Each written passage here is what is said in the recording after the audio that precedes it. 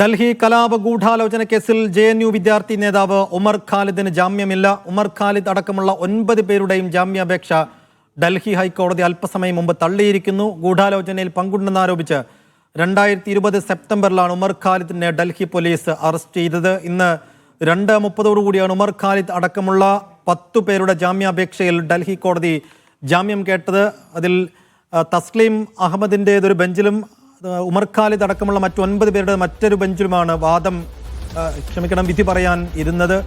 തസ്ലീം അഹമ്മദിന് ജാമ്യമില്ല എന്ന് 2:30 കോടതി ചേർന്ന ഉടൻ തന്നെ വിധി പുറപ്പെടുവിച്ചിരുന്നു. ഒരു 10 മിനിറ്റ് കഴിഞ്ഞാണ് ഉമർ ഖാലിദ് അടക്കമുള്ള 9 പേരുടെ കേസിൽ വിധി പറഞ്ഞത്. 10 പേർക്കും ഇപ്പോൾ ജാമ്യമില്ല എന്നുള്ളതാണ്. PR അരവിന്ദ് ഉണ്ട്. അരവിന്ദ്, കോടതിയിൽ നിന്ന് കാര്യമായൊന്നും ഇനി അറിയാനില്ല, കാരണം അവിടെ വാദമൊന്നും ഇന്ന് നടന്നിട്ടില്ല. വാദമൊക്കെ നേരത്തെ പൂർത്തിയായി, ഇന്ന് വിധി പറയാൻ മാത്രമേ ഉണ്ടായിരുന്നുള്ളൂ. കോടതി ചേർന്ന ഉടൻ തന്നെ വിധി പറയുന്നു. 10 പേർക്കും ജാമ്യമില്ല. ഇനി സുപ്രീം കോടതിയിലേക്കാണ്.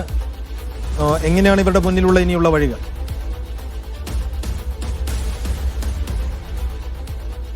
ആസിഫിന് സുപ്രീം കോടതി മാത്രമാണ് ഇനി 10 പേർക്ക് മുന്നിലുള്ള വഴിയെന്ന് പറയുന്നത്. നമുക്കറിയാം, നേരത്തെ തന്നെ ഈ കേസുമായി ബന്ധപ്പെട്ട് വിചാരണ കോടതിയിൽ ജാമ്യം തള്ളുകയും പിന്നീട് ഹൈക്കോടതിയിൽ അടക്കം ഉമർ ഖാലിദും അതുപോലെ തന്നെ ഷർജിൽ ഇമാം അടക്കം നിരവധി തവണ എത്തിയിരുന്നു. ഉമർ ഖാലിദ് ഒരു ഘട്ടത്തിൽ സുപ്രീം കോടതി വരെ സമീപിച്ചതാണ്. പക്ഷേ ആ വാദം പുരോഗമിക്കുന്നതിനിടയ്ക്ക് വെച്ച് തന്നെ ആ ഹർജി പിൻവലിച്ചുകൊണ്ട് വീണ്ടും വിചാരണ കോടതിയിൽ എത്തുകയായിരുന്നു. എന്തായാലും ഇനി ഹൈക്കോടതി കൂടി ഈ ഹർജികൾ തള്ളിയ സാഹചര്യത്തിൽ ഇനി സുപ്രീം കോടതി മാത്രമാണ് ഇവർക്ക് മുന്നിലുള്ള ഏക പോംവഴി എന്ന് പറയുന്നത്. ജൂലൈ 9 ഈ കേസുമായി ബന്ധപ്പെട്ട വാദം ഹൈക്കോടതി പൂർത്തിയാക്കി വിധി പറയാൻ വേണ്ടി മാറ്റിവെച്ചിരിക്കുന്നത്. നേരത്തെ പറഞ്ഞ പോലെ തന്നെ തസ്ലീം അഹമ്മദിന്റെ ജാമ്യാപേക്ഷ ഒരു ബെഞ്ചിലും അതുപോലെ തന്നെ ഉമർ ഖാലിദ് അടക്കമുള്ള 9 പേരുടെ ജാമ്യാപേക്ഷ മറ്റൊരു ബെഞ്ചിലുമായിരുന്നു ഉണ്ടായിരുന്നത്. കൃത്യമായ വാദപ്രതിവാദങ്ങൾ ഈ കേസുമായി ബന്ധപ്പെട്ട് നടന്നിരുന്നു. കേന്ദ്രത്തിന്റെയും അതുപോലെ തന്നെ ഡൽഹി പോലീസും ശക്തമായ നിലപാടാണ് ഈ കേസുമായി ബന്ധപ്പെട്ട് എടുത്തത്. ഈ ഉമർ ഖാലിദും ഷർജിൽ ഇമാമുമാണ് ഡൽഹി കലാപത്തിലെ മുഖ്യ സൂത്രധാരകരെന്ന ആരോപണമായിരുന്നു ഡൽഹി പോലീസ് കോടതിയിൽ ചൂണ്ടിക്കാണിച്ചത്. അതോടൊപ്പം തന്നെ സോളിസിറ്റർ ജനറൽ തുഷാർ മേത്തയായിരുന്നു പ്രോസിക്യൂഷന് വേണ്ടി ഹാജരായിരുന്നത്. ശക്തമായ വാദങ്ങൾ പ്രോസിക്യൂഷന്റെ ഭാഗത്തുനിന്നും ഉണ്ടായി. കാരണം രാജ്യത്തെ ഇത്തരത്തിൽ അപകീർത്തിപ്പെടുത്താനുള്ള ശ്രമങ്ങളാണ് ഇവരുടെ ഭാഗത്തുനിന്ന് നടക്കുമുള്ള വാദങ്ങൾ സോളിസിറ്റർ ജനറൽ നിരത്തിയിരുന്നു. അതോടൊപ്പം തന്നെ ഇത്തരത്തിൽ ഇവർ ജയിലിൽ കഴിയേണ്ടതാണ്, കാരണം ഇവർ രാജ്യത്തിനെതിരെ പ്രവർത്തിച്ചതാണ്. അതുകൊണ്ട് തന്നെ ഇവർ എത്ര നാൾ ജയിലിൽ കഴിഞ്ഞു എന്നത് ഇവർക്ക് ജാമ്യം നൽകാനുള്ള ഒരു കാരണം അല്ലെങ്കിൽ ഒരു ഘടകമായി പരിഗണിക്കരുതെന്നായിരുന്നു സോളിസിറ്റർ ജനറൽ അന്ന് കോടതിയിൽ ചൂണ്ടിക്കാണിച്ചത്. ഇവർക്കെതിരെ ശക്തമായ തെളിവുകളുണ്ടെന്ന് ഡൽഹി പോലീസും അതുപോലെ തന്നെ പ്രോസിക്യൂഷനും കേന്ദ്ര സർക്കാരും ശക്തമായ നിലപാട് കോടതിയിൽ സ്വീകരിച്ചിരുന്നു. അതേസമയം ഉമർ ഖാലിദിന്റെയും ഷർജിൽ ഇമാമിന്റെ അഭിഭാഷകർ ശക്തമായ വാദപ്രതിവാദങ്ങൾ ഉയർത്തിയിരുന്നു. കാരണം ഉമർ ഖാലിദ് കൃത്യമായ ഒരു വാട്സാപ്പ് ഗ്രൂപ്പിൽ ഉണ്ടായിരുന്നു എന്ന് പറഞ്ഞതുകൊണ്ട് ഇത്തരത്തിൽ ഈ ഗൂഢാലോചന കേസിൽ പങ്കാളിയാകില്ല. കാരണം വാട്സാപ്പ് ഗ്രൂപ്പിൽ ഒരു മെസ്സേജ് പോലും ഉമർ ഖാലിദ് അയച്ചിട്ടില്ല എന്ന വാദങ്ങളായിരുന്നു ഉമർ ഖാലിദിന്റെ അഭിഭാഷകൻ അടക്കം കോടതിയിൽ ഉന്നയിച്ചിരുന്നത്. ഷർജിൽ ഇമാമിന്റെ അഭിഭാഷകനും സമാനമായ രീതിയിൽ വാദപ്രതിവാദങ്ങൾ ഉയർത്തിയിരുന്നു. കാരണം ഷർജിൽ ഇമാമിന് ഈ കേസുമായി ബന്ധപ്പെട്ട ബാക്കിയുള്ളവരുമായി ബന്ധപ്പെട്ടിട്ടില്ല, അവരുമായി സംസാരിച്ചിട്ടില്ല. അതുമായി ബന്ധപ്പെട്ട ഗൂഢാലോചന കേസിൽ ഷർജിൽ ഇമാം പങ്കാളിയായിട്ടില്ല എന്ന വാദങ്ങളെല്ലാം ഉയർത്തിയിരുന്നു. പക്ഷേ ഈ വാദങ്ങളെല്ലാം കോടതി തള്ളിയിരിക്കുകയാണ്. കേന്ദ്രത്തിന്റെയും പ്രോസിക്യൂഷന്റെയും അതുപോലെ തന്നെ ഡൽഹി പോലീസിന്റെയും വാദങ്ങൾ അംഗീകരിച്ചുകൊണ്ടാണ് ഇപ്പോൾ ഈ 10 പേർക്കും ഇപ്പോൾ കോടതി ജാമ്യം നിഷേധിച്ചിരിക്കുന്നത്. ഇനി സുപ്രീം കോടതിയെ സമീപിക്കുക മാത്രമാണ് ഈ 10 പേർക്ക് മുന്നിലുള്ള ഏക പോംവഴി എന്ന് പറയുന്നത്. കാരണം നമുക്കറിയാം, നേരത്തെ തന്നെ ഈ കേസുമായി ബന്ധപ്പെട്ട് ഡിസംബറിലാണ് 5 ദിവസത്തെ ഇടക്കാല ജാമ്യം ഉമർ ഖാലിദിന് ലഭിച്ചിരുന്നത്. അന്ന് കർശന ജാമ്യ വ്യവസ്ഥകളോടുകൂടിയാണ് ഉമർ ഖാലിദിന് ജാമ്യം ലഭിച്ചത്.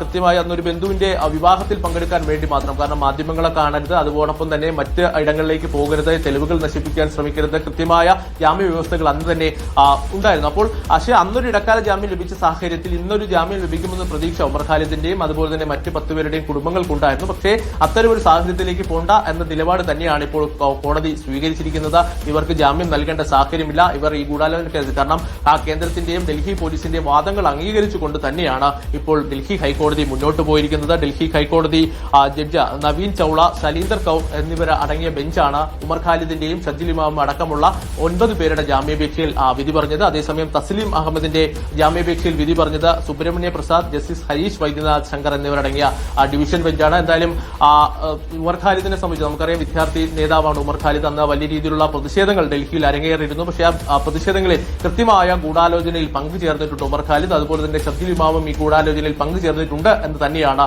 ഡൽഹി പോലീസും പ്രോസിക്യൂഷനും കോടതിയിൽ ചൂണ്ടിക്കാണിച്ചത്. എന്തായാലും ആ വാദങ്ങൾ അംഗീകരിച്ചുകൊണ്ട്, ഇവർ സൂത്രധാരാണെന്ന വാദങ്ങൾ അംഗീകരിച്ചുകൊണ്ട് തന്നെയാണ് ഇവർക്കിപ്പോൾ ജാമ്യം കോടതി നിഷേധിച്ചിരിക്കുന്നത്. സൈഫുദ്ദീൻ. ഗൂഢാലോചന കേസിൽ ഉമർ ഖാലിദ് അടക്കം 10 പേർ നൽകിയിരുന്ന ജാമ്യാപേക്ഷയാണ് ഇപ്പോൾ ഡൽഹി ഹൈക്കോടതി തള്ളിയത്. തസ്ലീം അഹമ്മദിന്റെ ജാമ്യാപേക്ഷ ആദ്യം തള്ളുന്നു. പിന്നീട് ഉമർ ഖാലിദും മറ്റ് 9 പേരുടെയും ജാമ്യാപേക്ഷയും തള്ളിയിരിക്കുന്നു. ഇനി സുപ്രീം കോടതിയിൽ 10 പേർക്കും അപ്പീലിന് പോകാം. അത് മാത്രമാണ് ഇനി 10 പേരുടെയും മുന്നിലുള്ള വഴി. കഴിഞ്ഞ 5 കൊല്ലമായി ജയിലിനകത്താണ് ഉമർ ഖാലിദ് അടക്കം 10 പേരുള്ളത്. വിചാരണ നടന്നിട്ടില്ല, കുറ്റപത്രം ഇല്ല. എന്ത് തെറ്റാണ് അവർ ചെയ്തതെന്ന കാര്യത്തിൽ ഇപ്പോഴും ഒരു വ്യക്തത വന്നിട്ടില്ല.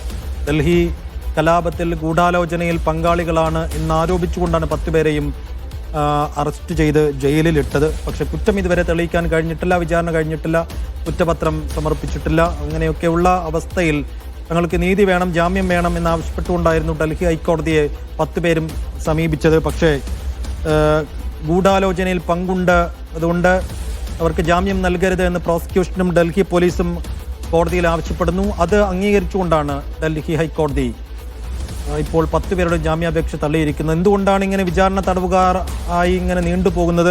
വിചാരണ എന്തുകൊണ്ട് നീണ്ടുപോകുന്നു?